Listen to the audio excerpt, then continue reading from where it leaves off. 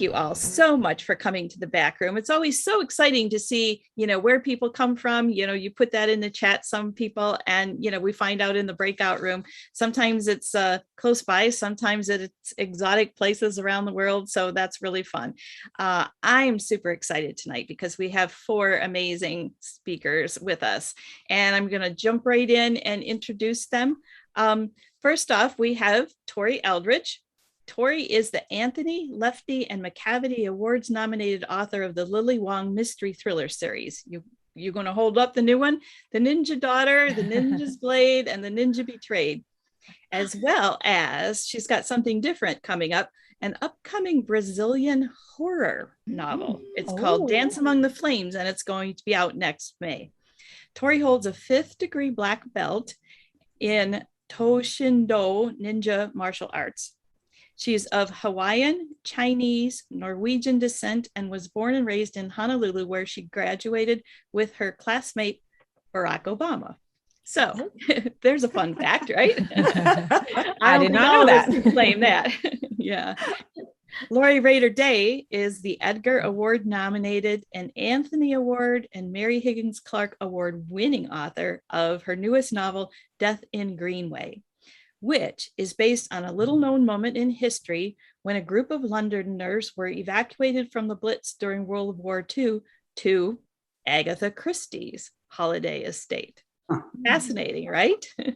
She co-chairs the Mystery Conference Murder and Mayhem in Chicago, teaches popular fiction writing at Northwestern University, and is a former national president of Sisters in Crime. So if she's familiar to you, not through her work, but possibly through her work with authors, that's why she's a very busy and involved person. Jonathan Santlofer is both an artist and a best-selling author, and he combines his worlds in his latest historical thriller, The Last Mona Lisa. Do you have a copy to hold up? I just might. Yeah, there you go. Okay. The Last Mona Lisa is a novel that mixes fact, fiction, art theft, forgery, and murder. It got starred reviews in Publishers Weekly and Kirkus and was featured on the Today Show's Best Books for Fall 2021. Nice, hey? People Magazine and Entertainment Weekly also named it one of the best books of the summer, and Bookmarks and Literary Hub's best reviewed books of August. So I get the feeling that it's kind of a good book. So look forward to reading it and hearing more about it. And then our 4th panelist is Lisa Unger. She's the New York Times and internationally best-selling author of 19 novels of psychological suspense. 19. She has been nominated for or won numerous awards, including the Strand Critics, Hammett Prize, McCavity, ITW Thriller, and Goodreads Choice. In 2019, she received 2 Edgar Award nominations, an honor that's held by only a few authors, including Agatha Christie. Her latest novel is Last Girl Ghosted, and we'll look forward to hearing more about that. There you go. She's holding it up. Okay. I neglected to introduce myself. Obviously, I'm Carrie Dion. You can see on the screen by my name, but for those who aren't familiar with me or my work, I'm also a published novelist. I write psychological suspense that's set in Michigan's Upper Peninsula wilderness. And my 2 novels, The Marsh King's Daughter and The Wicked Sister, were both, they've gotten awards and been bestsellers. And The Marsh King's Daughter, the biggest claim to fame at the moment, besides being published in 26 countries, is that it just finished filming this summer as a major motion picture. Yeah. And now we want to go on to the next part of our event, which is our little game of 20 questions. We call it 20 questions because 12 questions just doesn't sound so catchy, but that's actually what it is. So 20-ish questions. And this is just a little fun warm up to make the authors think really hard about, the big questions of life. So I'm going to start with Tori. She already knows what the first question is going to be because we talked about this in the breakout room. Is your desk messy or tidy? The desk where I don't work is a mess. The bistro table where I do work is nice and tidy. All right. That's a nice balance then. Okay. Lori, when do you feel the most creative? Oh, never. I should be like a morning writer. That seems to be when I have energy, but I'm not a morning person. I'm also not a late night person. I'm really a middle of the day kind of person. So Okay. early You afternoon, have a let's call it. surprising number of people who say, I'm going to have to change that question because a lot of people say neither, middle of the day is when I'm the most productive and the most creative. Thank you. Lisa, what's the best thing that happened to you today? Oh my gosh.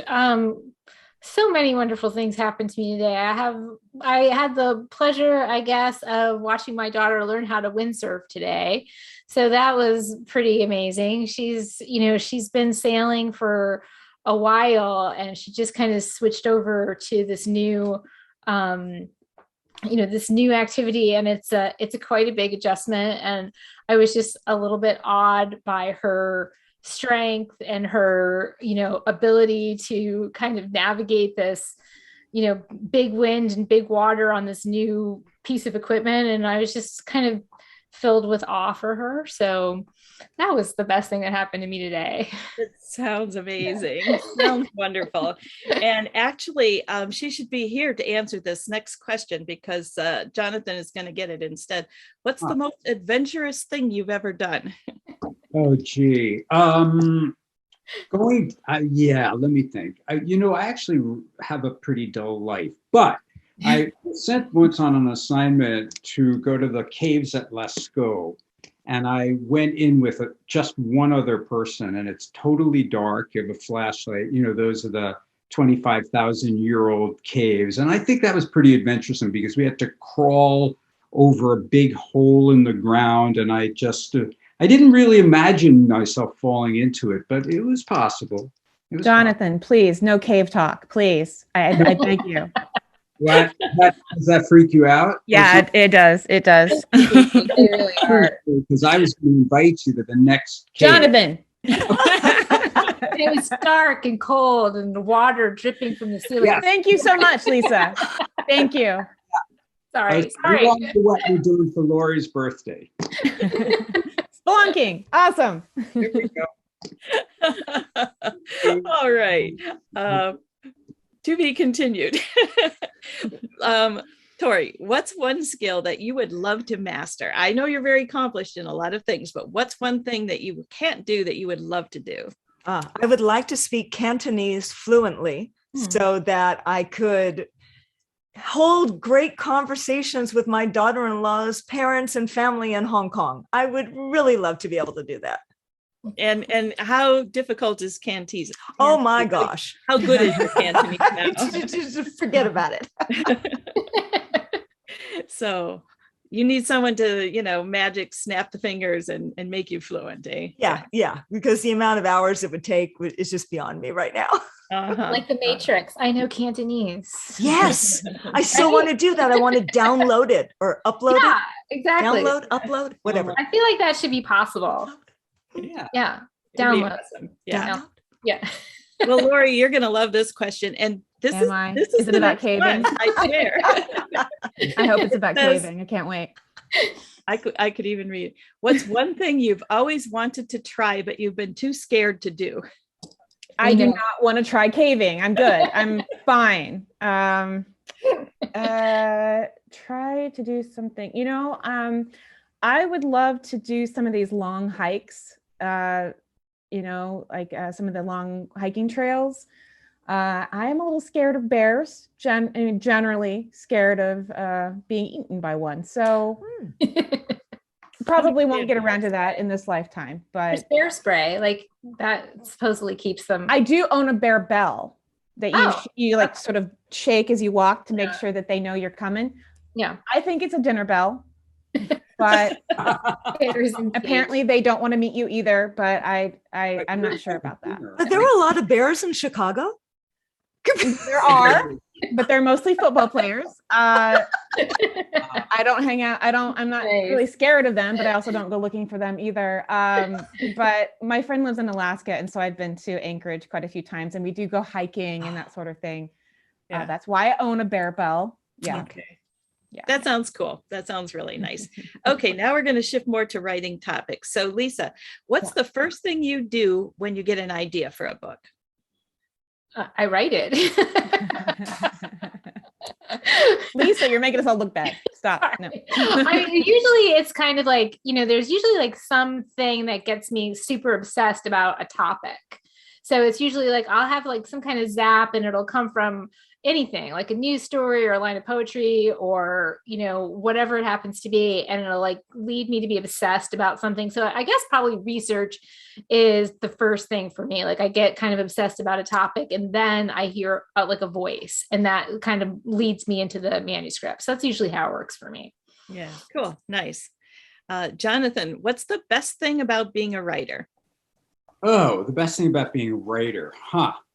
Well, I was going to say that you do it by yourself, but you don't really, because, it's, I don't know. I thought you were going to ask me something else when you said best, and I had all kinds of things going through my head.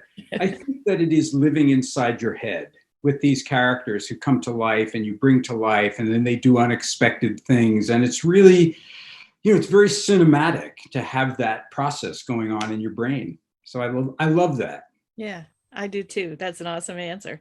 Okay, well, now we're going to move on to book recommendations. We know, of course, that everybody in the audience is going to run right out and buy all of your books, but you guys are readers too, and you've come prepared to recommend a book that you think is just fantastic. So, Tori, we'll start with you. Well, I love audiobooks, and I don't know if you can see this, but I just finished The Only Good Indians by Stephen Graham Jones. And oh my gosh, you could probably call this horror, but it also has all this rich history with the Blackfoot tribe. And it has everything I love in a book because it dives into culture and it has suspense and you feel like you come out of it with, an altered perception about things and a greater understanding of the community. And I highly recommend it. Nice.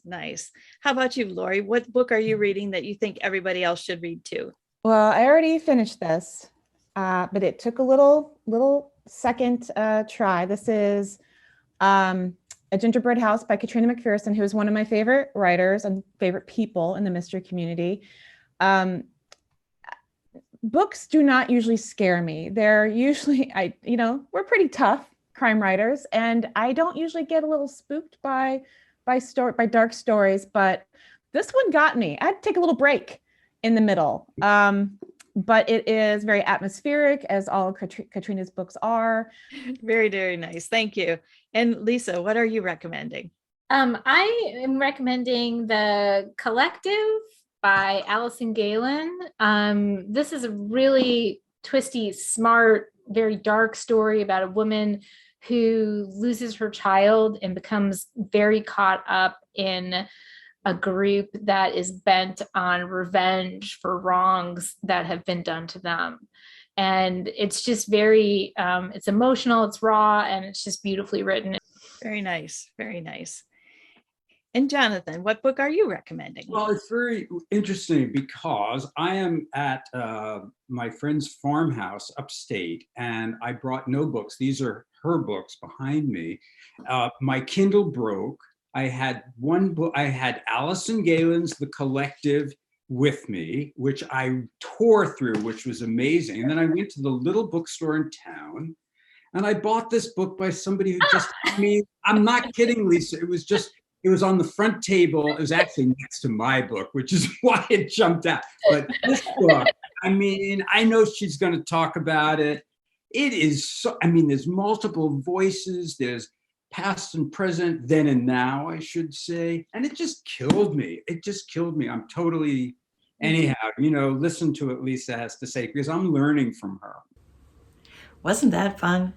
We hope you enjoyed this taste of what a backroom event is like. The best part comes immediately after, when the audience is divided into 4 breakout rooms and the authors visit each room in turn. We'd love to show you what a breakout session is like because these relaxed face-to-face conversations between authors and readers are the hallmark of our backroom events. But breakout sessions are never recorded. What's said in the backroom stays in the backroom.